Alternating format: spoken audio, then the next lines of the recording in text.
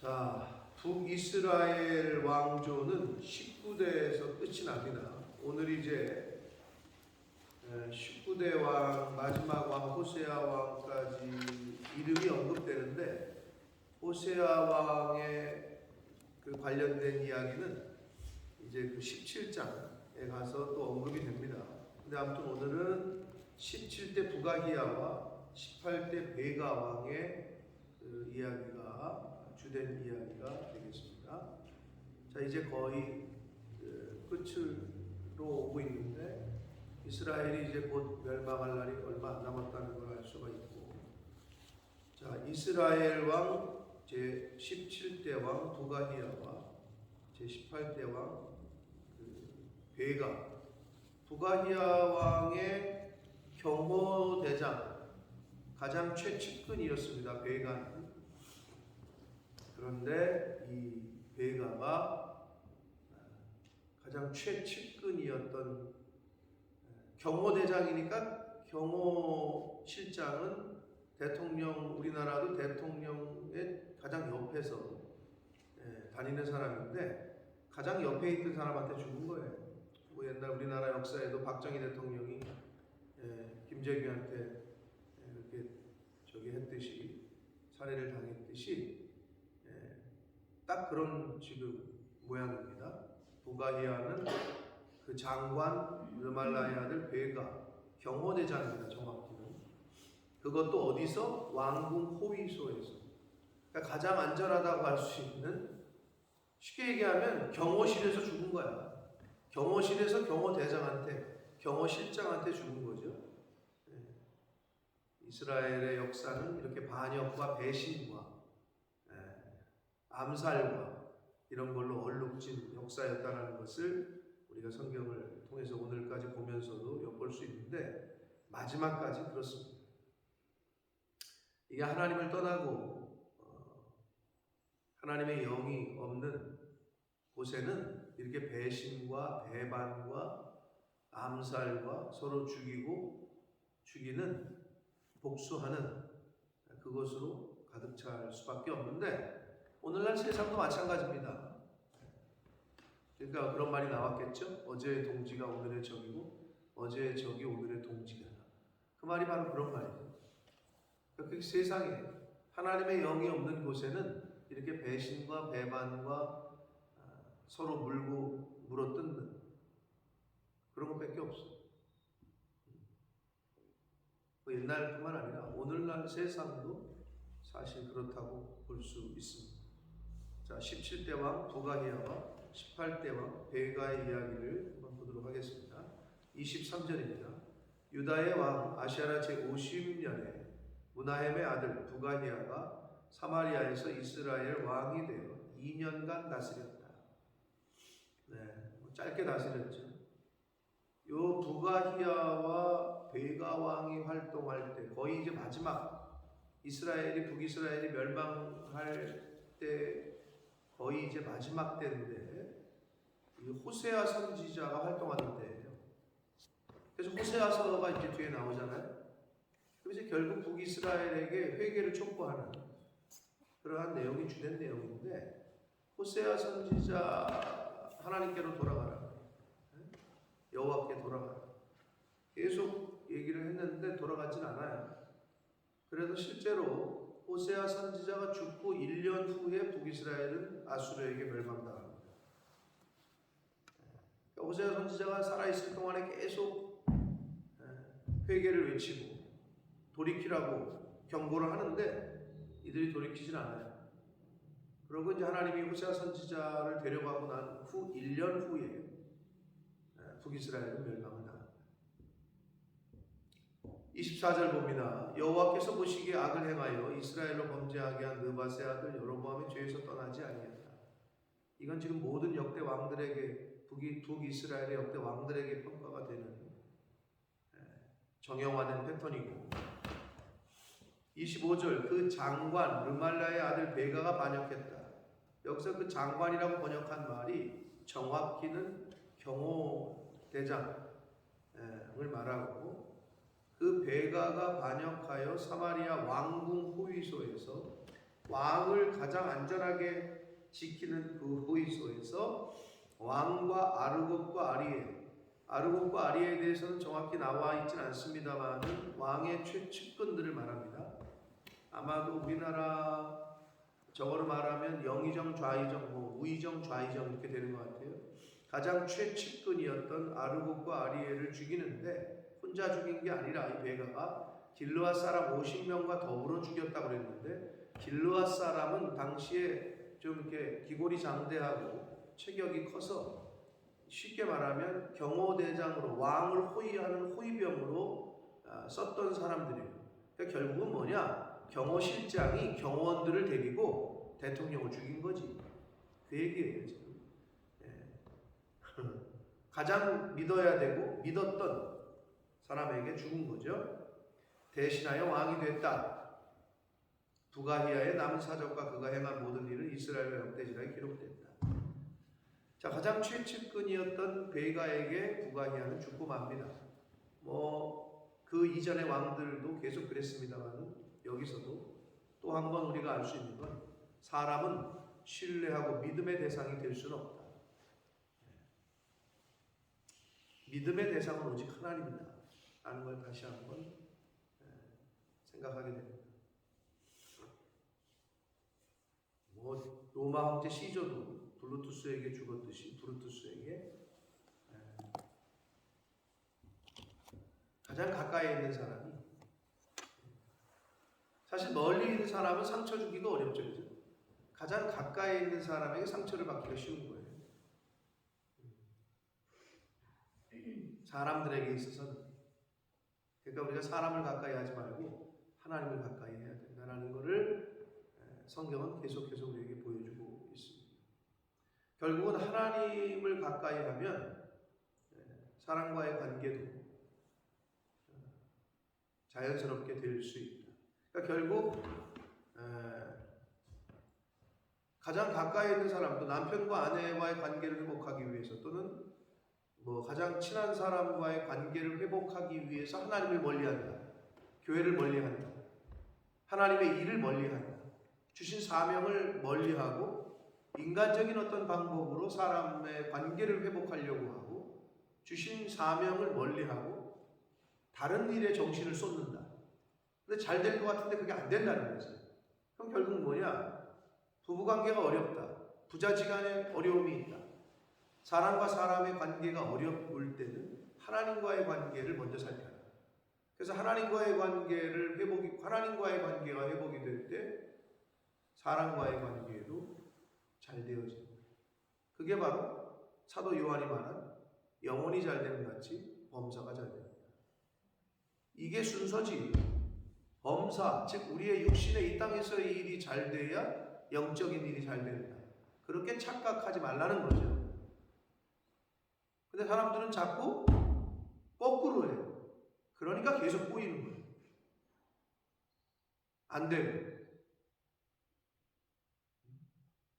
영적인 관계, 하나님과의 관계가 바로 될 때 세상적인 일도 범사도 풀리게 됩니다.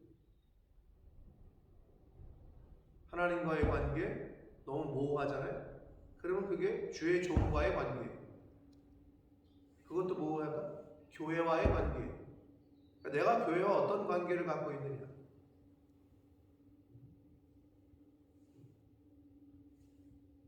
그게 바로 하나님과의 관계예요.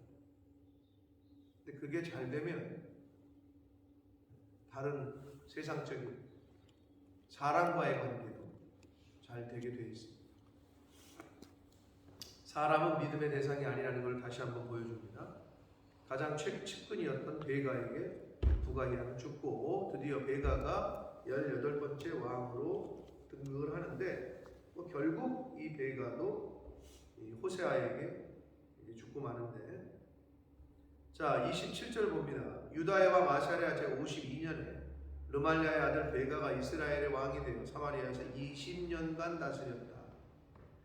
28절 여호와께서 보시기에 악을 행하여 이스라엘로 범죄하게 한 느밧의 아들 여로보암의 죄에서 떠나지 아니했다. 똑같은 패턴입니다.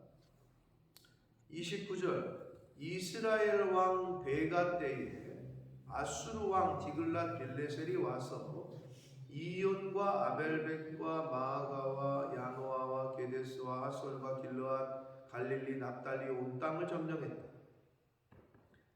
자, 베가 왕 때에 아수르가 침략을 해요. 근데 이 역사적 사건은 29절에는 이렇게만 되어 있는데 16장으로 와서 아하스 왕 때, 남유다 왕 때 이야기가 16장에서 이제 기록이 되어 있는데 거기에 이제 16장 5절 이하에 요 오늘 29절 말씀과 연관된 말씀이 나오는데, 자, 북이스라엘 베가 왕이 아람 왕과 함께 연합을 해서 동맹을 맺어서 남유다를 칩니다. 북이스라엘 왕이 베가가 아람과 함께 남유다를 쳐요. 친 이유는 북이스라엘은 아람과 함께 당시의 강대국으로 떠오르고 있던 아수르를 대적하기 위해서 동맹을 맺었어. 아수르라는 나라가 갑자기 뜨니까 북이스라엘과 아람이 동맹을 맺어서 이렇게 대적하는 반아수르 정책을 펼쳤는데, 남유다의 아하스는 당시에 친아수르 정책을 펼쳤어. 그러니까 이게 안 맞잖아요. 그러니까 이 북이스라엘 왕이 아람과 동맹을 맺어서 남유다를 쳤는데, 이 남유다가 버텨요. 그러면서 어떻게 하냐? 아수르에게 원조를 요청해. 도와달라고. 그래서 아수르 왕 디글랏 빌레셋, 정확히는 3세입니다. 디글랏 빌레셋이 그 아수르 왕의 정식 명칭이고, 이름은 15장 19절 어제 말씀을 봤을 때 19절에는 아수르 왕 불 이렇게 되어 있잖아요. 그 불이 원래 이름이에요. 디글랏 빌레셋이라는 거는 아수르 왕을 칭할 때 디글랏 빌레셋이라고 얘기하는 거고, 정확히는 불이야. 즉 여기서 말하는 디글랏 빌레셋 3세는 불이야. 불. 원래 자기 이름은 불이야. 불. 그래서 이제 그 19절에 아수르 왕 불이 와서 이랬던 거예요. 그러니까 19절의 불과 29절의 디글랏 빌레셋은 같은 사람이다. 근데 이제 3세고 디글랏 빌레셋 4세가 이 북이스라엘을 완전히 멸망시키는 왕이에요. 그러니까 디글랏 빌레셋 3세의 아들인 4세 때에 북이스라엘은 완전히 멸망을 당해요. 자, 그렇게 되는 건데, 아무튼 북이스라엘 베가 때에 아수르 왕 디글랏 빌레셋이 쳐들어와가지고 이온, 아벨벳, 마아가, 아노아, 이거는 도시 이름인데 이스라엘의 북쪽 지역 땅이야. 갈릴리, 납달리 온 땅. 그 도시 이름을 쭉 열거하면서, 그러니까 북이스라엘의 북쪽 지역을 다 초토화를 시켜. 그래서 그 북이스라엘 사람들을 사로잡아서 아수르로 옮겼어요. 완전히 그 멸망당하기 전이죠. 한쪽 지역을 잃어버린 거야, 북이스라엘이. 자, 그런데 그 백성을 사로잡아 아수르로 옮겼더라. 꼭 전조, 암시를 하는 것 같죠? 마지막에 디글랏 빌레셋 4세에 의해서, 아수르에 의해서 완전히 북이스라엘이 멸망당하고 모두가 다 포로로 끌려가죠. 아수르로 포로로 끌려가. 그거에 대한 무슨 전조 같은 암시를 주고 있는 거예요. 그러면 이때만 하더라도 회개를 했어야 돼. 완전히 멸망당하기 전이야. 부분만 지금 뺏겼어. 이때라도 회개를 했었어요. 그런 호세아 선지자가 하나님의 사람이 계속 또 외치고 알려줬어. 하나님은 끝까지 하실 일을 하셨어. 근데 이제 도저히 안 되니까 쑥대밭을 만드셔서 이제 아수르를 통해서 멸망을 시키셨는데, 근데 우리도 마찬가지야. 하나님이 계속 사인을 줘. 말씀으로 사인을 주시고 하나님의 사람을 통해서 계속 사인을 주는데, 계속 또 어떻게 단계가 있어. 한 번에 그냥 딱 치는 게 아니라 이만큼 했는데 계속 사인을 주는데 돌아오질 않아. 참 얼마나 안타깝습니까? 북쪽 지역만 뺏겼고 포로로 끌려갔을 때 이 지도자가 깨닫고 또는 이스라엘 백성들이 회개 운동이 일어났어야 되는데 그러질 못했어요. 그래서 완전히 멸망당할 때까지도 북이스라엘은 회개를 하지 않아요.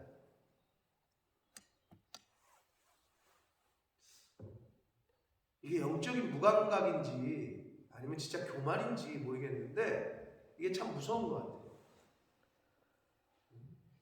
근데 우리에게도 그런 그 완악함, 고집 이거를 버려야 되는데 이걸 갖고 있으면 그냥 말 그대로 마지막까지 가는 거예요.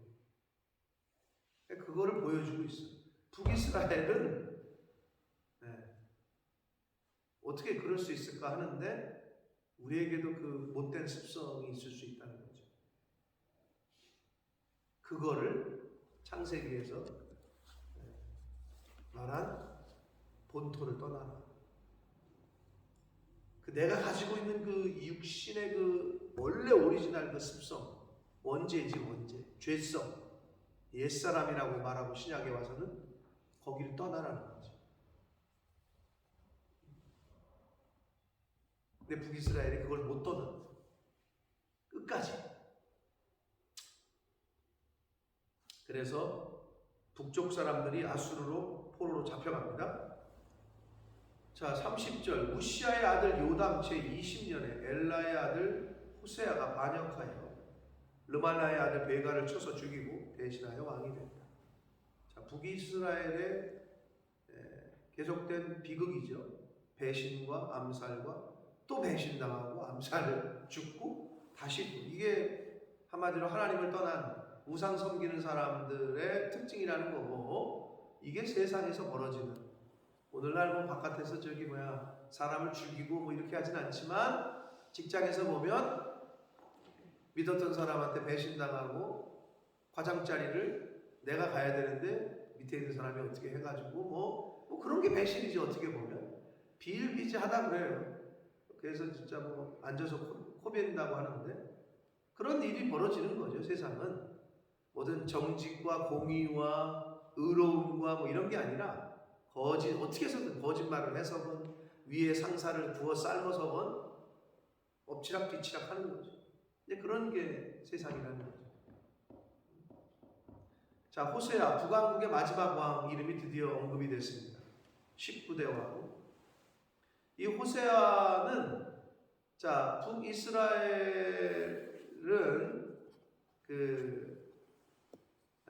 이 디글라 빌레셋 3세가 지금 쳐들어왔다 그랬잖아요.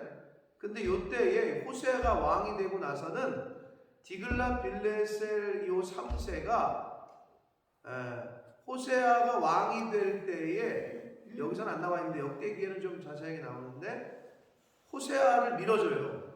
호세아가 아수르의 그 힘을 등에 업고 그래서 반란을 일으킨 거야. 그래서 베가를 죽이고 왕이 됐어. 그럼 어떻게 해? 아수르의 등을 힘을 얻고 반란을 일으켰으니까 아수르를 잘 섬겨야 되잖아요. 근데 잘 섬겨 처음에는 아수르를 조공을 바쳐. 그런데 이 호세아가 왕이 되고 나서는 좀 다른 마음을 가져. 그 계기가 아수르에게 계속 조공을 바치는데 자기를 밀어주고 왕이 되게 해줬던 디글라빌레셋 3세 이름 이 불왕이 죽어. 그리고 4세 아들이 왕이 되거든. 그러니까 그때를 틈타서 이제 3세가 죽고 4세가 왕이 되는 틈을 틈타서 이 호세아가 아수르에게 등을 돌려. 그러고 손을 잡아. 누구가? 애국과 손을 잡아. 그러니까 애국과 손을 잡고 아수르에게 조공을 바치다가 안 바치고 애국과 힘을 합쳐. 그러니까 디글라필레셋 4세가 이놈 봐라. 아버지 때 그렇게 왕을 만들어줬더니 이게 헛짓거리를 하네. 그러면서 쳐들어온 거야. 그래서 완전히 멸망을 당하게 되는 계기를 이 호세아가 주고받는 거야. 이렇게 해서 이제 이스라엘에서 끝이 나. 그 이야기는 이제 뒤에 계속됩니다. 아무튼 마지막 왕 19대 왕인 호세아의 이름이 언급이 됐습니다. 나름대로 호세아는 외교적으로 아수르에 붙었다가 애국과 붙었다가 뭐 요러다가 망한 거예요. 네. 그러다가 이제 아수르에게 완전히 멸망을 당하고 예루살렘이 아니라 사마리아가 완전히 함락을 당하고 포로로 끌려갑니다. 이제 그 스토리는 뒤에 나오게 됩니다. 자, 오늘 그 17대와 18대 부가이아와 베가 왕까지 말씀을 보았습니다. 사람은 믿음의 대상이 아니라는 거 다시 한번 우리가 알아야 되고 하나님을 철저히 신뢰하고 믿어야 됩니다. 그럴 때 여러분이 걱정하는 가정의 문제, 이 사업의 문제, 또 다른 문제들은 영혼이 잘 돼야 범사가 잘 된다고 하신 말씀이 공식이고 순서이기 때문에 하나님과의 관계, 즉 내 영이 살아야 육적인 일에도 잘 풀립니다. 육적인 일에 너무 관심을 갖다 보면 영적인 일을 등한시하면 내가 이걸 먼저 하고 이걸 해야지라는 그건 착각이다. 그렇게 해서는 절대 일이 해결되지를 않습니다. 하나님을 먼저 찾고 하나님을 먼저 신뢰하고 하나님이 우선이 될 때, 우선순위에 있어서 그럴 때 주변의 문제들, 여러분이 해봤잖아요. 자식의 문제가 여러분 뜻대로 되든가? 뭐 세상 일이 여러분 뜻대로 돼. 안 돼. 어차피 내 힘으로는 할 수가 없어. 그러면 차라리 하나님께 승부를 던지라니까. 하나님을 꽉 붙잡으라고. 그러면 나머지를 하나님께서 이끌어 가시고 인도하십니다. 아멘. 그 믿음을 갖고 살아가는 거다. 자, 그리고 하나님은 계속 사인을 주신다. 북이스라엘 아수르를 통해서 북쪽 지역, 갈릴리, 납달리 지역을 다 뺏겼을 때 그때만이라도 회개했으면 나라가 없어지는 일은 당하지 않았을 거다.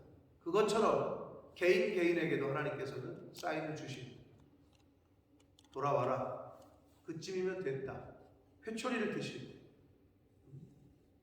성경에 보면 하나님께서는 사랑하는 자에게 회초리를, 징계를, 주께서 사랑하는 자에게 징계를 하신다 그러지 사랑하지 않는 자는 징계를 안 하셔요. 이런 거지. 죄를 졌는데 징계가 없어. 이쯤 되면은 나한테 뭐라고 얘기를 하셔야 되는데 얘기가 없어. 그러면 나의 아이덴티티를 생각하셔야 돼요. 내가 하나님의 자녀가 아닌가? 왜 하나님은 자녀인 경우에는 징계하신다 그래요. 징계를 받아야 참 아들이요 사생자가 아니라 하셨거든. 그런데 내가 뭐 개차반처럼 생활하는데도 하나님이 아무 징계도 없고 옆에 있는 뭐 선지자나 주의 종들을 통해서도 아무 메시지가 없어. 더 두려워해요. 더 나의 아이덴티티를 더 생각을 해야 합니다. 북이스라엘의 역사를 보면서 여러분 우리나라 역사를 볼 건 아니고 나의 개인의 역사, 나의 신앙생활을 되돌아볼 수 있는 저와 여러분이 되시기를 원합니다. 그러므로 완고함, 고집, 교만 이 세 가지는 가지고 있어봤자 손해예요. 빨리 버려요. 그냥 주님 말씀하시면 그 말씀에 순종하는 것, 그것이 가장 복된 길입니다. 그러므로 사람을 의지하지 말고 하나님을 철저히 신뢰하고 하나님의 말씀에 순종하는 그러한 남은 인생을 사시는 저와 여러분이 되시길 예수 그리스도 이름으로 축복합니다. 아멘. 살아계신 하나님 아버지 감사합니다. 아멘. 오늘도 생명을 연장시키시고 또 새날을 허락하시고 건강 주시고 저희들을 하나님의 집으로 은혜의 보좌 앞으로 옮겨주셔서 하나님께 찬송도 드리게 하시고 기도도 할 수 있게 해주시고 말씀도 전하고 듣게 해주시니 하나님 감사합니다. 아멘. 아버지 하나님 물론 이 시간 잠자고 있었으면 더 피곤이 풀릴 거라고 생각할 수 있으나 하나님 깨워주시고 발걸음 옮겨주셔서 아버지 집에 오늘 오므로 새로운 한 날을 시작을 예배드림으로 또 찬송과 기도로 시작하게 해주시니 하나님 감사합니다. 아멘. 아버지, 바라옵고 원하옵기는 하나님께서 이 땅에 생명 주시는 날 동안에 새날을 맞이하게 하시는 날 동안에 그 첫 시간을 하나님의 교회에서, 아버지 집에서, 주님의 몸된 교회에서 이렇게 시작할 수 있는 은혜가 하나님 앞에 가는 그 순간까지 저희들이 이 첫 시간, 하루의 첫 시간을 하나님 앞에 드리는 삶을 살 수 있도록 그러한 복과 은혜를 허락하여 주옵소서. 아멘. 아버지, 오늘 주신 말씀을 기억하여 내 안에 있는 교만과 완고함과 고집과 이런 것들은 버리게 해주시고 옛사람의 모습은 버리게 해주시고 사람을 의지하고 신뢰하는 것이 아니라 하나님만을 의지하고 신뢰하고 하나님을 우선순위로 두고 하나님 말씀에 순종하는 삶을 사는 저희들 될 수 있도록 주여 은혜 내려 주옵소서. 아멘. 하나님 징계하시고 깨우치시고 또 말씀하실 때 돌이키고 회개할 수 있는 그러한 지혜로운 자들, 완고함으로 교만함으로 고집힘으로 마지막까지 멸망을 당할 때까지도 몰랐던 북이스라엘 같은 그러한 삶을 살지 않게 해주시고 하나님이 징계하실 때, 하나님이 말씀하실 때, 교훈하실 때 깨닫고 돌이키고 회개할 수 있는 지혜로운 자들, 하나님의 자녀들 되어지도록 주님 은혜 내려 주옵소서. 아멘. 예수 그리스도 이름으로 축복하며 기도 올리옵나이다.